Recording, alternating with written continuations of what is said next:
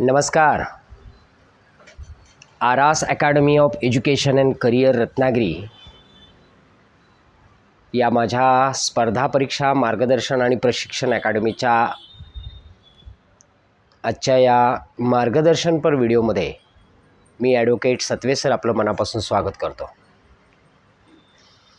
विद्यार्थी मित्रांनो, मैत्रिणींनो, पालक हो, भविष्यामध्ये स्पर्धा परीक्षेच्या माध्यमातून प्रशासकीय क्षेत्रामध्ये सरकारी नोकरीमध्ये जाऊ इच्छिणाऱ्या विद्यार्थ्यांसाठी 2026 वर्षामध्ये आपण अगदी 1 जानेवारीपासून विविध स्पर्धा परीक्षांविषयीचं मार्गदर्शन आपल्या स्पर्धा परीक्षार्थींना कसं मिळू शकेल यासाठी आपण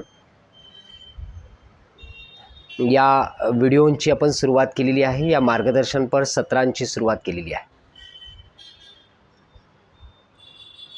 कालचा पहिला भाग आपण पाहिला असेल, सरळ सेवा परीक्षा.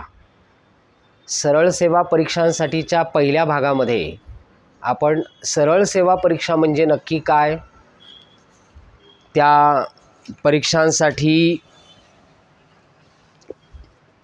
कुठल्या विषयांची तयारी करावी लागते, सरळ सेवा परीक्षांमधून आपण कोणकोणत्या परीक्षा देऊ शकतो किंवा कोणकोणत्या विभागामध्ये आपल्याला जाण्याची संधी मिळू शकते, सरकारी नोकरीमध्ये जाण्याची संधी मिळू शकते, याविषयी आपण कालच्या पहिल्या भागामध्ये आपण चर्चा केली. तो व्हिडिओ खूप मोठा होऊ नये यासाठी आपण सरळ सेवा परीक्षा भाग 2 म्हणून आजचा व्हिडिओ करत असून मी आपलं सगळ्यांना आजच्या या भागामध्ये आपल्या सगळ्यांचं मी मनापासून स्वागत करतो. बऱ्याचदा स्पर्धा परीक्षेची तयारी करणाऱ्या विद्यार्थ्यांमध्ये आपल्याला असे अनेक विद्यार्थी अनुभवायला मिळतात, पाहायला मिळतात की ज्यांचा फोकस अत्यंत क्लिअर असतो. सुरुवातीला अगदी सरळ सेवा परीक्षांमधून एखादं सरकारी पद प्राप्त करून मग भविष्यामध्ये क्लास 1 ऑफिसर, क्लास 2 ऑफिसर सारख्या पदांसाठी प्रयत्नशील राहणं, या प्रकारचा स्वभाव, प्रॅक्टिकल अप्रोच पाहायला मिळतो आणि तो खरंच अत्यंत प्रशंसनीय आहे. त्याचं आपण कौतुक केलं पाहिजे, त्याची आपण प्रशंसा केली पाहिजे. साहजिकच या परीक्षांची तयारी करणारे माझे विद्यार्थी, मित्रमैत्रिणी, स्पर्धा परीक्षार्थी यांच्या मनामध्ये ही तयारी करताना ती तयारी ऑथेंटिक पद्धतीनं कशी करता येईल, शाश्वत स्वरूपामध्ये कशी करता येईल, यासाठी आपण या व्हिडिओंच्या माध्यमातून अनेक विद्यार्थ्यांना आपण मार्गदर्शन करतो आहे आणि निश्चितपणे याचा परिणाम, याचे काही चांगले रिझल्ट, फीडबॅक्स आपल्याला यायला सुरुवात झाली आहे. स्पर्धा परीक्षार्थी विद्यार्थी मित्रमैत्रिणींनो, आपण जेव्हा एखाद्या विषयावर भाष्य करतो आहे, विशेषतः आरास अकॅडमी रत्नागिरी या संस्थेच्या माध्यमातून जेव्हा कधी आपण एखाद्या मार्गदर्शनाचा विचार करतो, अशावेळी आपण प्रामुख्याने पहिला आपला फोकस काय असू शकेल, तर तो म्हणजे या परीक्षांच्या प्रत्येक टप्प्याविषयी, या परीक्षांमधील प्रत्येक डायमेन्शन्सविषयी विद्यार्थ्यांच्या मनातील शंकांचं निरसन करणे. आणि मी पहिल्या भागामध्ये सुद्धा तेच बोलले आणि आजही तेच म्हणेन की करायचं आहे म्हणून फक्त व्हिडिओ करण्याचा हेतू अजिबात नाही आहे. आपण अतिशय फोकस्ड असलं पाहिजे, आपला दृष्टिकोन सकारात्मक असला पाहिजे, आपलं व्यक्तिमत्व आत्मविश्वासानं भारलेलं पाहिजे.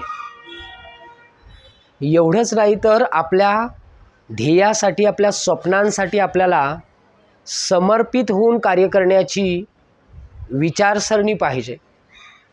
आणि हे सगळं प्राप्त करता करता आपल्याला आपल्या त्या परीक्षेसाठीची जी लेखी परीक्षेची तयारी असेल, मैदानी परीक्षेची तयारी असेल, मुलाखतीची तयारी असेल, याकडे सुद्धा आपल्याला अत्यंत फोकस्ड होऊन तयारी करायची असते, लक्ष द्यायचं असतं.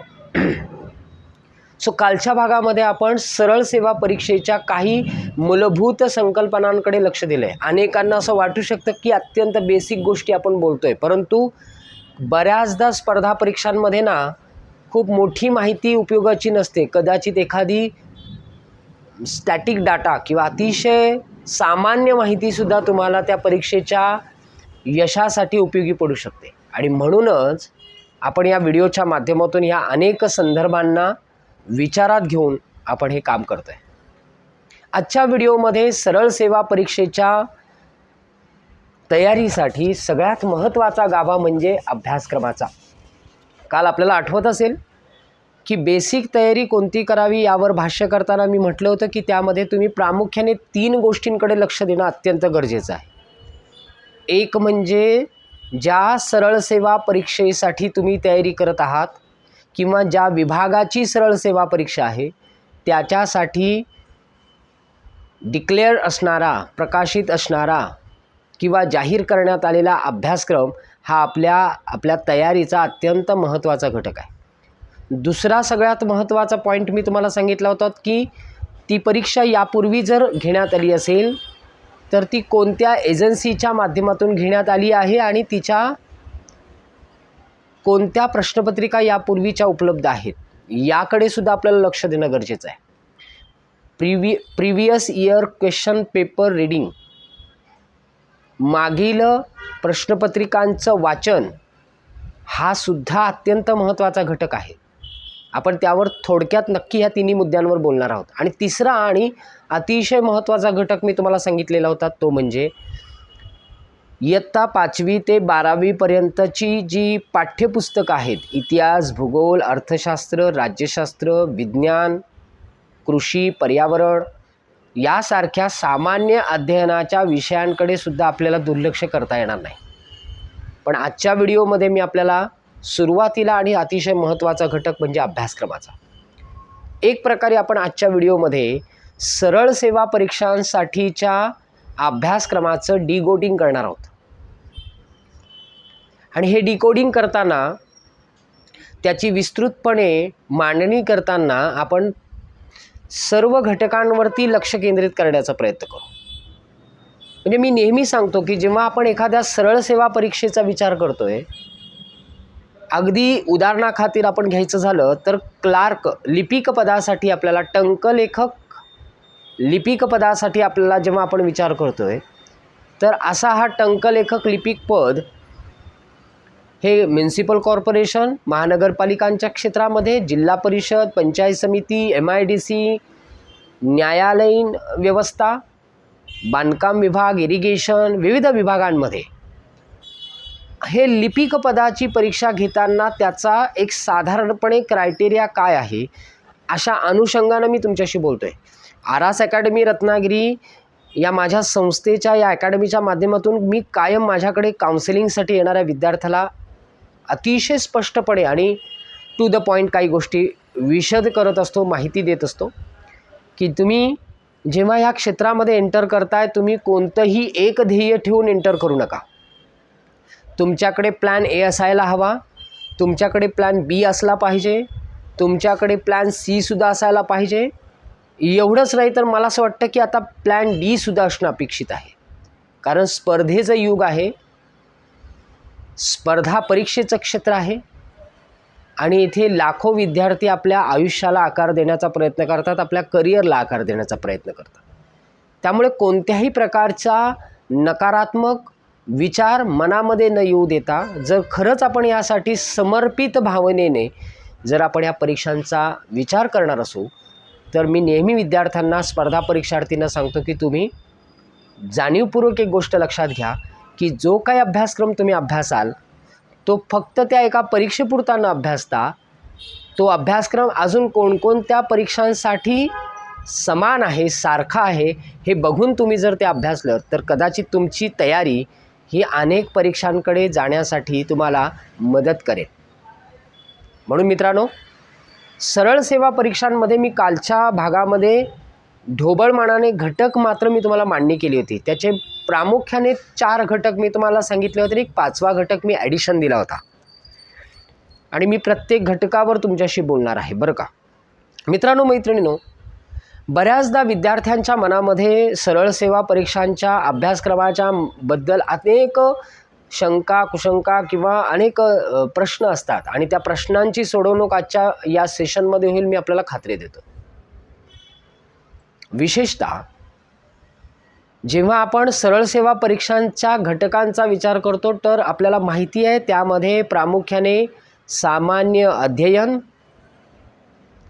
मराठी व्याकरण, इंग्रजी ग्रामर, गणित, बुद्धिमत्ता आणि सामान्य अध्ययनाला रिलेट करणाराच एक महत्त्वाचा घटक म्हणजे चालू घडामोडी.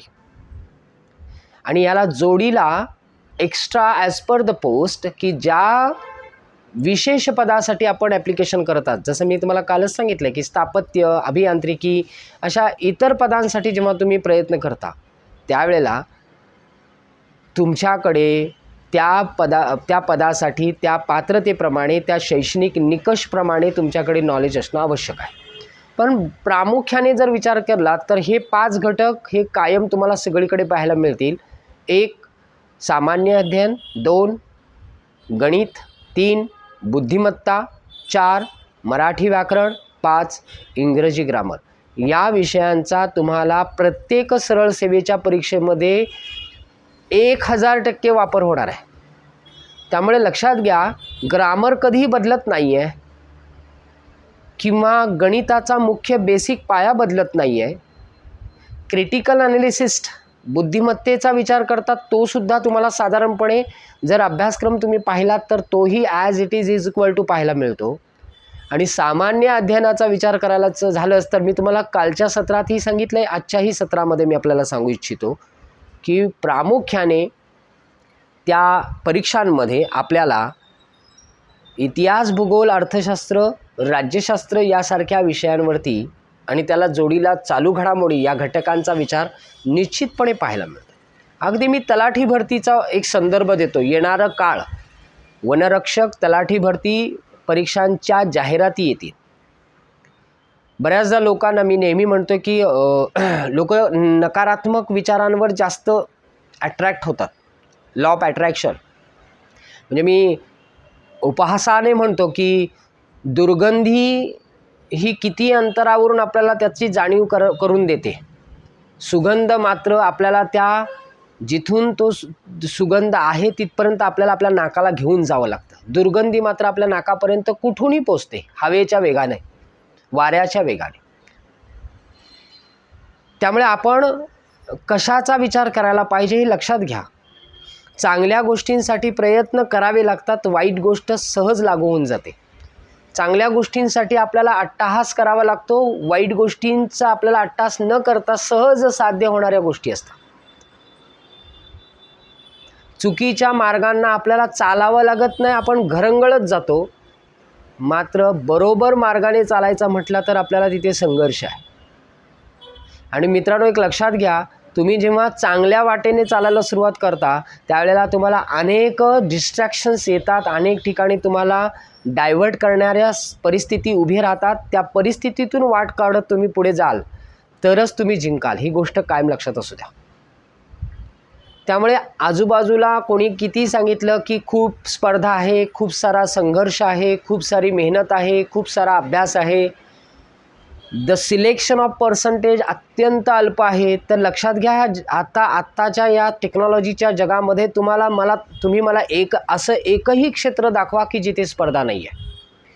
मला असं एकही क्षेत्र दाखवा की जिथे तुम्हाला संघर्ष नाही आहे. मला असं एकही क्षेत्र दाखवा जिथे तुम्हाला सहज एखादी गोष्ट साध्य आहे. अजिबात नाही. मग जर असं असेल तर मला असं वाटतं की आपण सरकारी नोकऱ्यांच्या बाबतीत ऑप्शनलमध्ये का टाकतोय, आपण त्यांना त्या गोष्टीला नेमकं ऑप्शनमध्ये का टाकतोय. मला असं वाटतं कधीतरी कंत्राटी भरती निघेल या आशेने तुम्ही त्याच्यासाठी वाट बघत बसाल, परीक्षा द्यायला नको आहेत, संघर्ष नको आहेत म्हणून प्रयत्नशील राहाल तर कदाचित तो मार्ग चुकीचा आहे. म्हणून भविष्यामध्ये आजची तारीख 2 जानेवारी 2026 आहे आणि आज रोजी मी तुम्हाला सांगतोय की येणाऱ्या भविष्यामध्ये तुम्हाला अनेकच परीक्षांना सामोरं जाता येऊ शकतं. अनेक संधी तुमच्या वाट बघतायत. अगदी आजच्या तारखेला सुद्धा मुंबई उच्च न्यायालयाच्या जाहिरातीच्या संदर्भात तुम्हाला ॲप्लिकेशन करता येणार आहे. स्टाफ सिलेक्शन कमिशनच्या GDची जाहिरात आपल्याला अजून आहे. मला आय थिंक सो, मला असं वाटतं त्याची तारीख आपल्याकडे अजूनही आहे.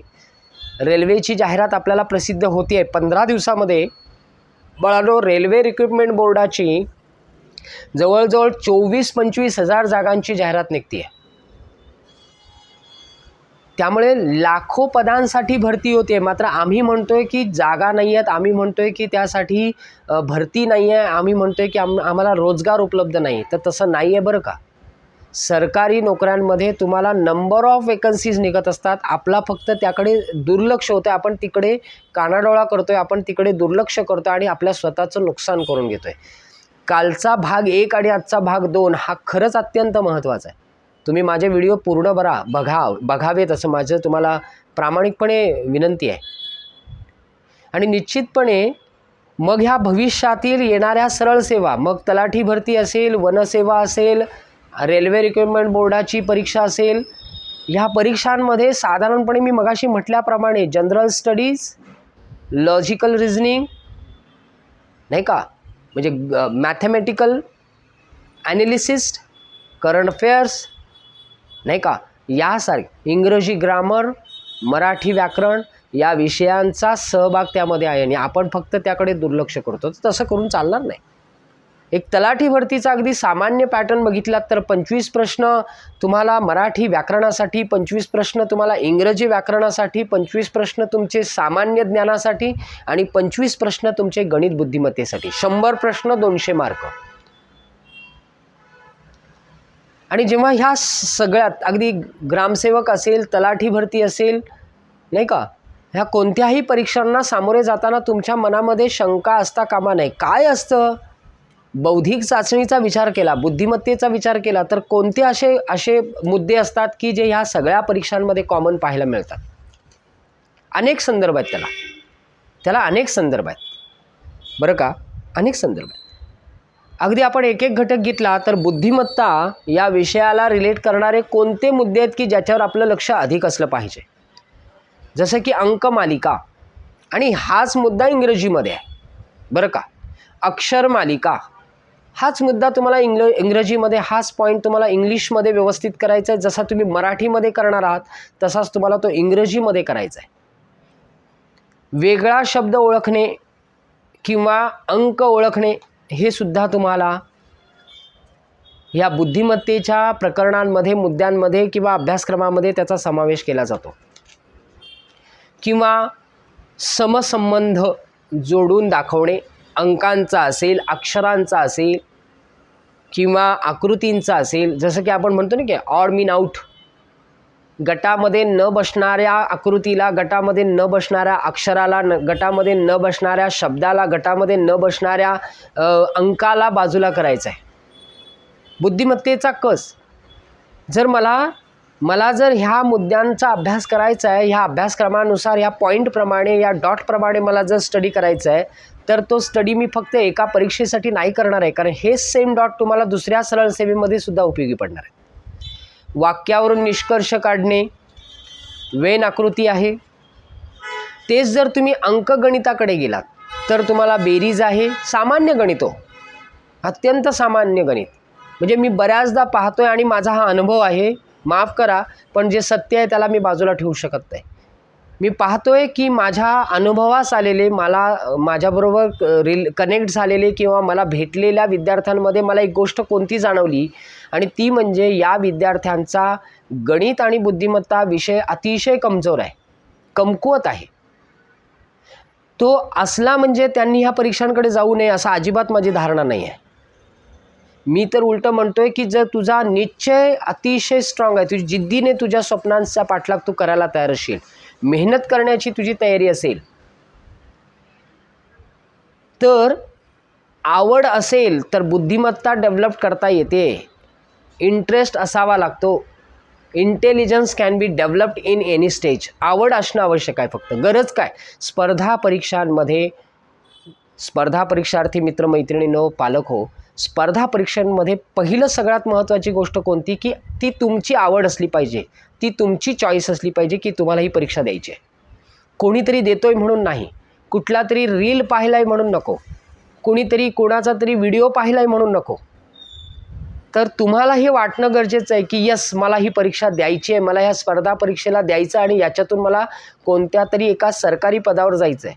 चुकीच्या गोष्टींना तुम्ही सहज भुलता नाही का. आणि खरंच सांगतोय, आपल्या कौशल्यांच्या आणि क्षमतेच्या जोरावरती आपल्या स्वतःला सिद्ध करून तुम्ही ह्या पदांपर्यंत जाऊ शकता.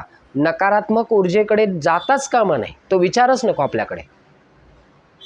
पण जर आपला गणित आणि बुद्धिमत्ता कमकुवत असेल तर याचा अर्थ आपण माघार घ्यावी का, तर अजिबात नाही. आरास अकॅडमी रत्नागिरी म्हणते तुम्हाला येत नाही आहे ना, पण तुम्हाची आवड आहे, पण तुमची जिद्द आहे की तुम्हाला शिकायचं आहे आणि तुम्हाला तो विषय हस्तगत करायचा आहे, त्या विषयावर तुम्हाला विजय मिळवायचा आहे, त्या भीतीवर तुम्हाला विजय मिळवायचा आहे, ती कमतरता तुमची ताकद बनवायची आहे. तर यासाठी आरास अकॅडमी रत्नागिरी असं कायम म्हणते. आणि माझा हा विश्वास आहे की विद्यार्थ्याने जर झोकून देऊन शिकण्याची उर्मी आपल्या उराशी बाळगून जर तो या प्रवाहामध्ये आला तर लक्षात घ्या, स्पर्धा परीक्षेतून एखाद्या, असं गृहीत धरूया आपण, मी हे परत बोलतोय सकारात्मक दृष्टिकोनातून बोलतोय, की स्पर्धा परीक्षेतून जरी तुम्हाला एखादं यश नाही मिळालं तरी व्यक्तिमत्व मात्र इतकं प्रबळ बनतं की तुम्ही जीवनाच्या या प्रवासामध्ये कुठेही अडखळणार नाही. म्हणजे एखाद्या परीक्षेचं अपयश तुमचं आयुष्य थांबवू शकणार नाही, एखाद्या परीक्षेमध्ये न मिळालेले यश तुम्हाला थांबवू शकणार नाही. हे मात्र अतिशय स्पष्टपणे मी तुम्हाला सांगू इच्छितो. त्यामुळे गणित आणि बुद्धिमत्ता हा या सरळ सेवा परीक्षांचा गाभा आहे, आपण विसरता कामा नये. 25% weightage for the maths and reasoning.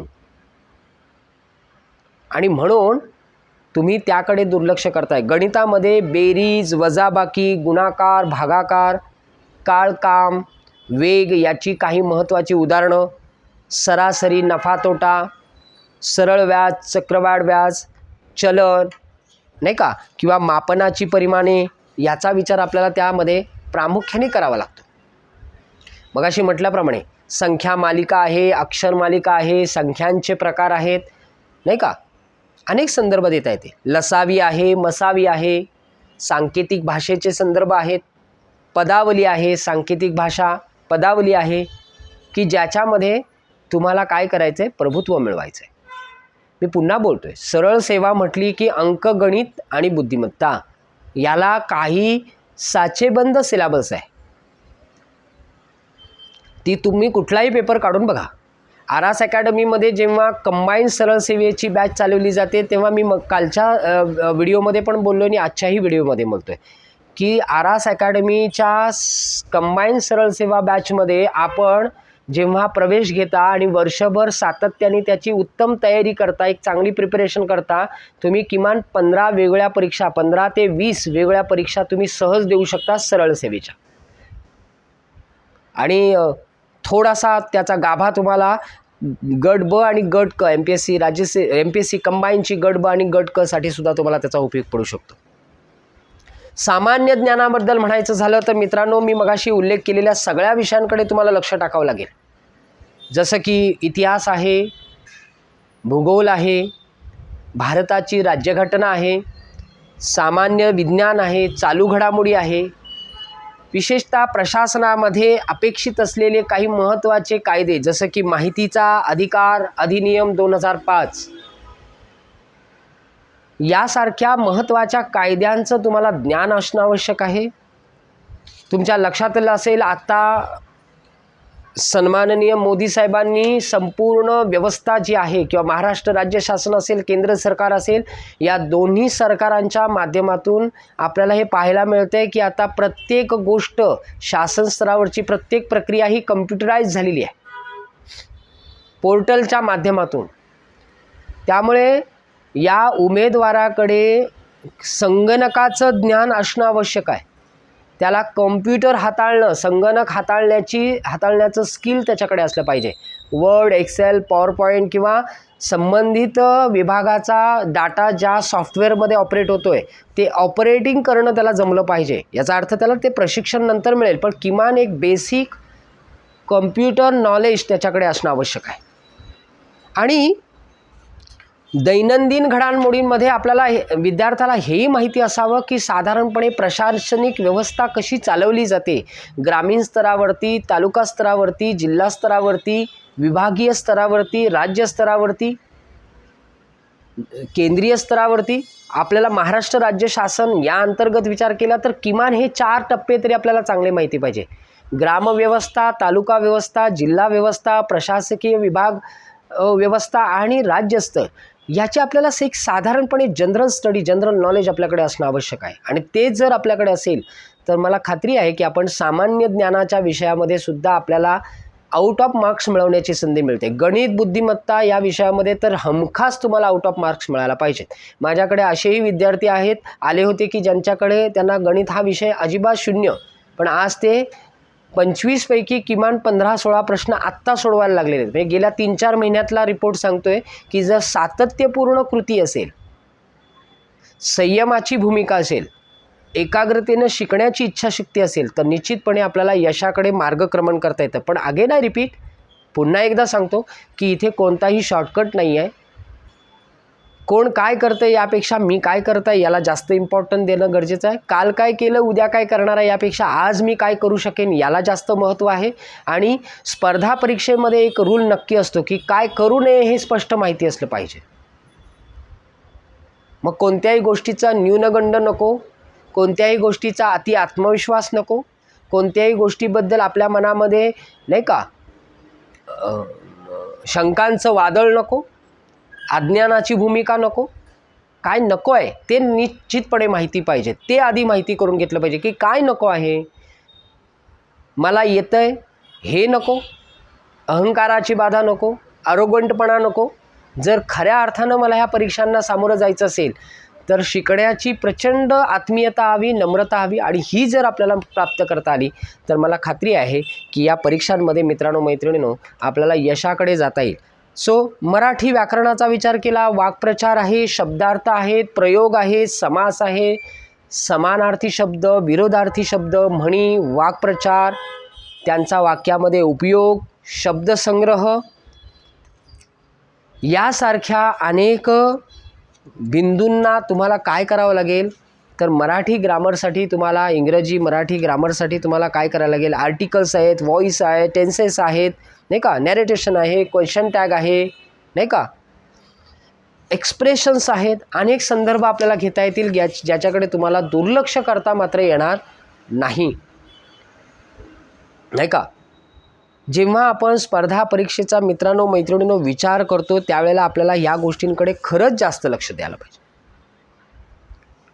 आणि मराठी इंग्रजी हा काय तुमच्या माझ्यासाठी नव्यानं विषय आलेला नाही आहे. मी तुम्हाला जाणीवपूर्वक सांगतो. तुम्हाला जर याचा अंदाज घ्यायचा असेल तर मी तुम्हाला सोपं सांगतो. 12वीपर्यंत मराठी आणि इंग्रजीची पुस्तकं जर तुमच्याकडे असतील तर तुम्ही ती उघडून बघा. इयत्ता 12वीपर्यंत अगदी 7वी-8वीपासून तुम्हाला 6वी-7वीपासून ते 12वीपर्यंतच्या मराठी आणि इंग्रजी भाषेची पुस्तकं तुम्ही बघा. क्रमिक पुस्तकांचा संदर्भ देतो आहे. आपण काय करतो, स्पर्धा परीक्षा म्हटली की ठोकळ्याच्या मागे लागतो. चुकीचं आहे. ठोकळ्याच्या ऐवजी काही बेसिक क्रमिक पुस्तकांचा आपण नीट संदर्भ घेतला पाहिजे, त्याचा नीट अभ्यास केला पाहिजे, त्याच्याकडे लक्ष चांगलं दिलं पाहिजे. आणि जर तुम्ही तो 12वीपर्यंतच्या भाषेच्या पुस्तकातला ग्रामर तपासलात आणि सरळ सेवेमधल्या परीक्षांमध्ये विचारले जाणारा ग्रामर विचारात धरलात तर तुम्हाला लक्षात येईल की त्यामध्ये काहीही फरक नाही, दोन्ही सारखं आहे. म्हणून मराठी आणि इंग्रजी भाषेच्या विचाराचा म्हणजे त्या विषयाचा अभ्यास करताना तुम्ही क्रमिक पुस्तकांकडे सुद्धा दुर्लक्ष करू नये असं माझं प्रामाणिक मत आहे. आणि मग जास्तीचा अभ्यास व्हावा असं वाटत असेल तर निश्चितपणे त्यासाठी तुम्ही इतर संदर्भ ग्रंथाचा वापर करू शकता, जो आरास अकॅडमीमध्ये पण करून दिला जातो, नाही असं नाही. पण सुरुवात कधीही रेफरन्स बुकने करू नये असं मी नेहमी म्हणत असतो. उतारा दिला जातो, उतार्यावरती प्रश्न विचारले जातात, म्हणी, वाक्प्रचार, त्यांचा अर्थ, त्याचा उपयोग हा संदर्भ त्यामध्ये निश्चित असतो. सामान्य बुद्धिमापन आणि आकलन क्षमता, बऱ्याचदा बुद्धिमत्ता ह्या विषयाकडे विद्यार्थ्यांचा पाहण्याचा दृष्टिकोनच वेगळा आहे.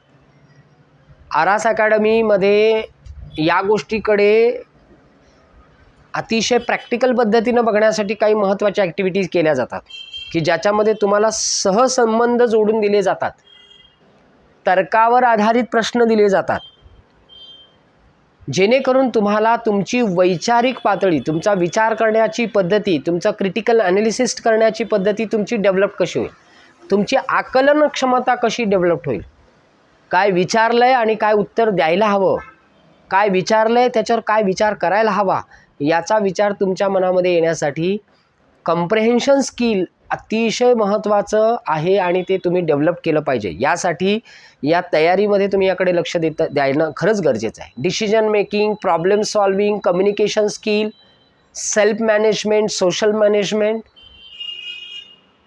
या सगळ्या गोष्टींकडे आपल्याला लक्ष द्यावं लागतं. आणि हे तुम्ही देण्याचा जेव्हा विचार करता त्यावेळेला खऱ्या अर्थानं तुमची एक परिपूर्ण तयारी या विषयांची होत असते.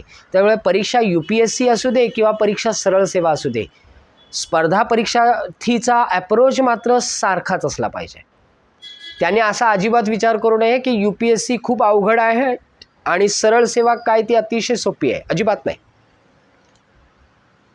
दोन्ही परीक्षा तितक्याच काठिण्य पातळीच्या आहेत असा विचार करून आम्ही तयारीला लागलं पाहिजे. त्यामुळे बघण्याचा दृष्टिकोन काय आहे त्याप्रमाणे आपलं पुढची कृती त्याच्यावर अवलंबून असते. जर आपला दृष्टिकोन अतिशय स्पष्ट असेल, आपला माइंडसेट रेडी असेल, प्रॉपर ॲप्रोच असेल, नाही का, तर निश्चितपणे त्याप्रमाणे आपली कृती होत असते. सामान्य ज्ञानाच्या बाबतीत तुम्हाला मी सांगेन की आधुनिक भारताचा इतिहास तुम्ही चांगला केला पाहिजे.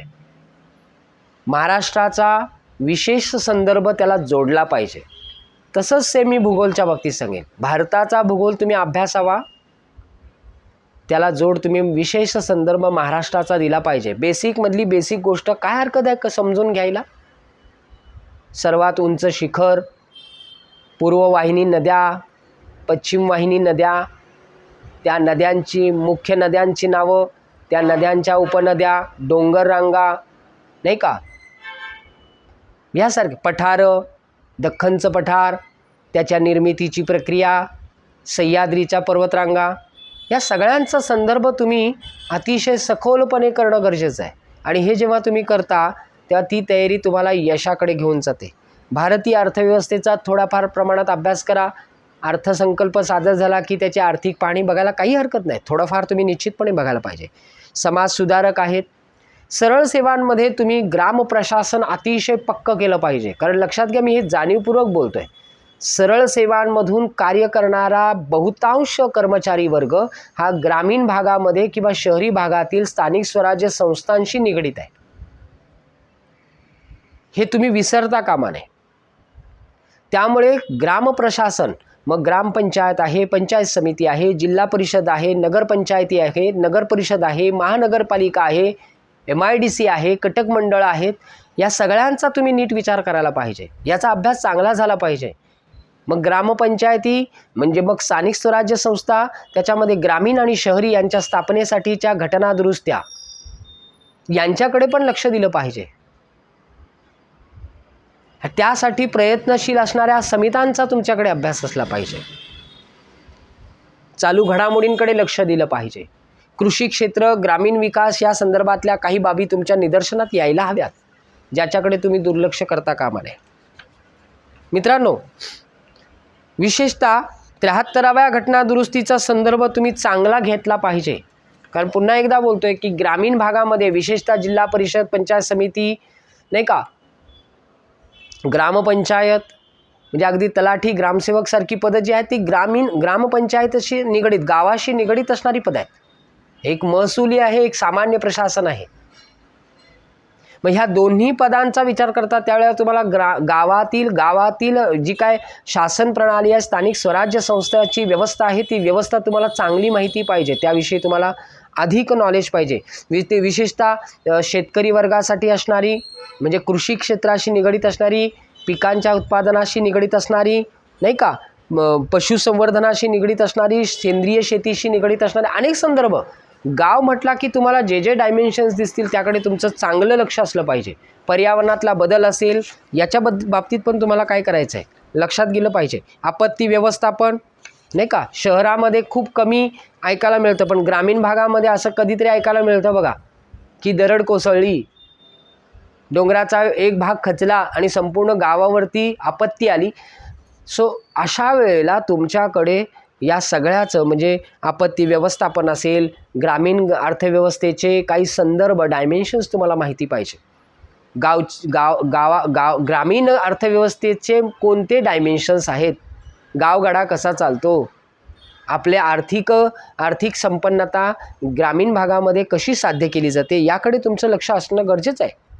मग अनेक आहे, घनकचरा व्यवस्थापन आहे, सांडपाण्याची व्यवस्था आहे, अनेक संदर्भ देता येतील.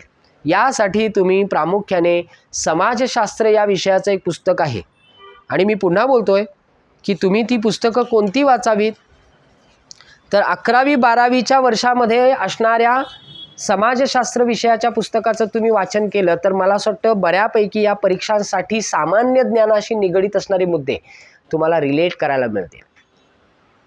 मग मराठी ग्रामर असेल, इंग्रजी व्याकरण असेल, नाही का, मराठी व्याकरण असेल, इंग्रजी ग्रामर असेल, गणित असेल, बुद्धिमत्ता असेल, सामान्य अध्ययन असेल, चालू घडामोडी असतील, ह्या सगळ्या विषयांचा तुम्ही अतिशय सखोलपणे अभ्यास केला पाहिजे अशी माझी आपल्याला विनंती आहे, किंवा तरच तुम्ही त्या पुढे परीक्षांकडे जाण्यासाठी निश्चितपणे सकारात्मक राहाल. मित्रांनो, मैत्रिणींनो, विद्यार्थी मित्रांनो, पालक हो, एक गोष्ट प्रामुख्याने सांगतो, जेव्हा तुम्ही ह्या स्पर्धा परीक्षेच्या क्षेत्रात पाऊल टाकाल त्यावेळेला तुम्ही यशासाठीच तुम्ही संघर्ष केला पाहिजे, त्यासाठी प्रयत्न केले पाहिजेत.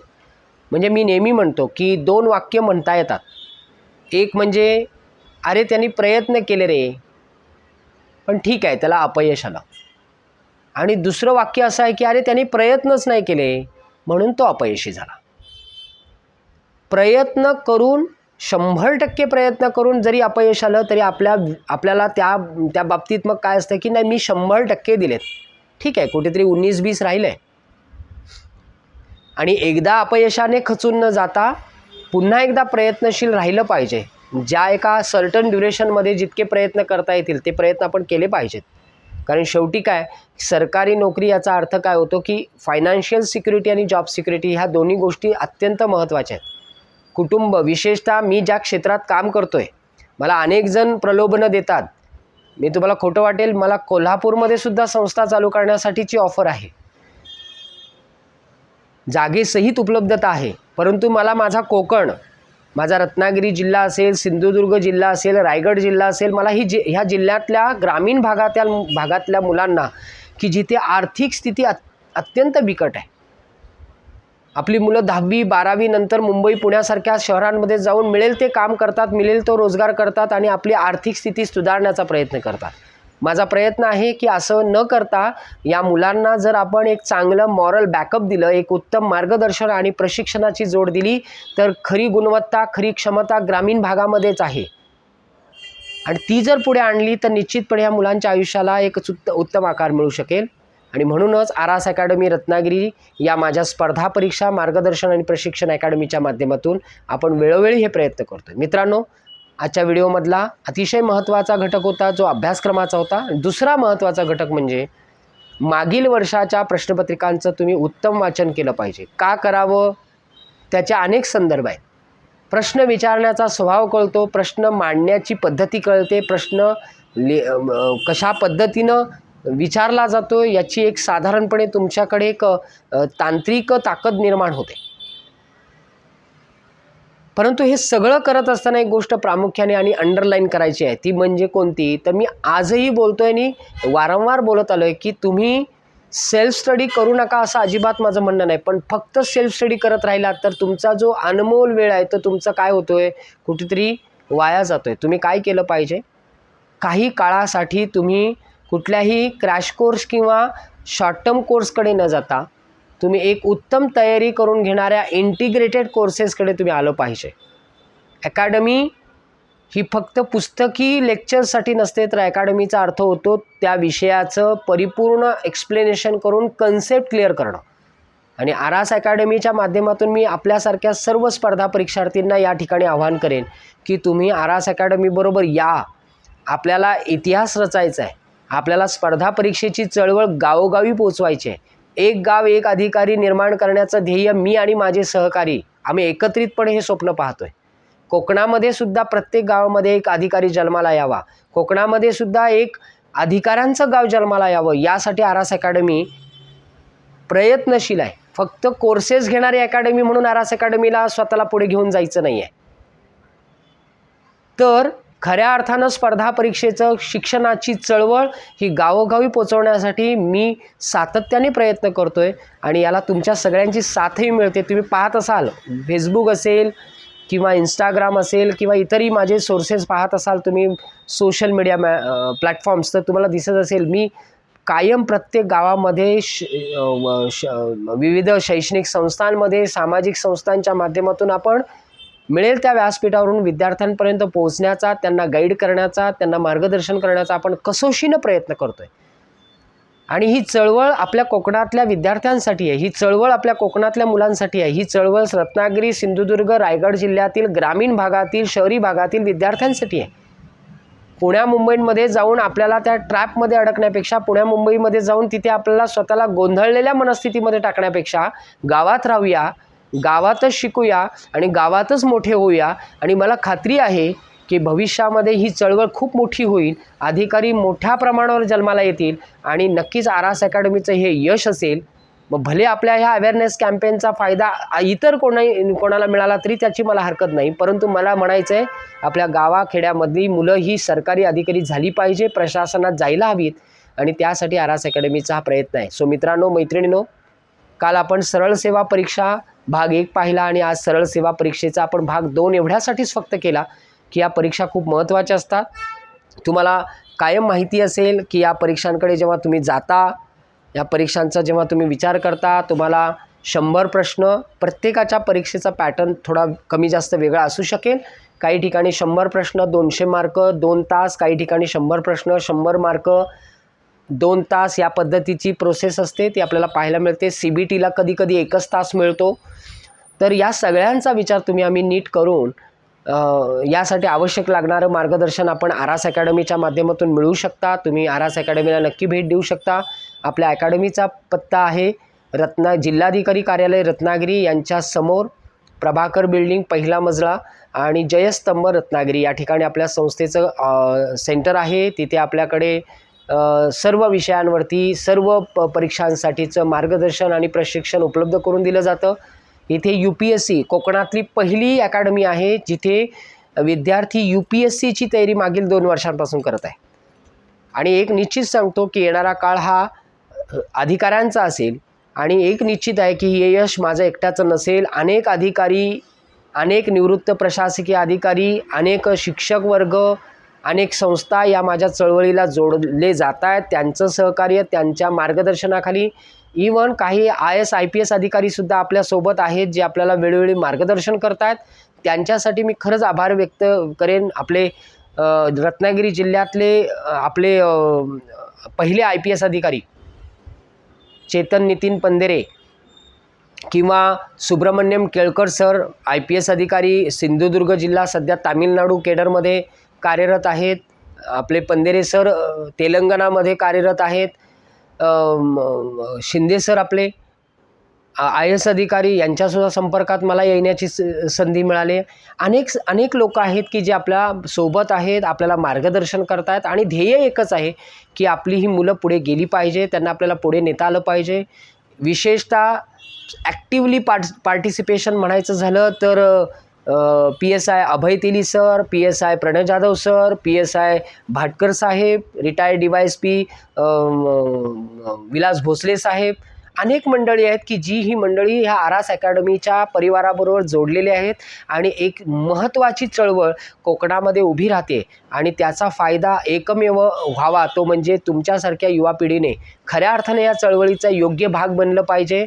मित्रांनो, मैत्रिणींनो, वेळेचा अपव्यय करू नका, टाईमपास करू नका, क्रॅश कोर्सेसमध्ये अडकू नका, शॉर्ट टर्म कोर्सेसमध्ये अडकू नका. तो ट्रॅप आहे. अशा 6 महिन्यां 4 महिन्यां कुठल्याही परीक्षेला क्रॅक करता येत नाही. परीक्षा डिक्लेअर झाल्यानंतर, भरती डिक्लेअर झाल्यानंतर अभ्यासाला लागू नका, आधीपासून तयारीला लागा आणि त्यासाठी आरास अकॅडमीच्या इंटिग्रेटेड बॅचेसकडे खरंच तुम्ही लक्ष द्या. एकमेव हेतू आहे तो म्हणजे प्रशासनात अधिकारी आले पाहिजेत पुढे आणि कोकणातली मुलंसुद्धा मोठी झाली पाहिजेत. तर निश्चितपणे मी पुन्हा एकदा आपल्या सगळ्यांना या ठिकाणी धन्यवाद देतो आणि आजच्या या दुसऱ्या भागामध्ये सरळ सेवा परीक्षेच्या दुसऱ्या भागाच्या या मार्गदर्शन व्हिडिओमध्ये मी आपली तुर्तास रजा घेतो. मनापासून थँक्यू म्हणतो. धन्यवाद. जय हिंद, जय महाराष्ट्र.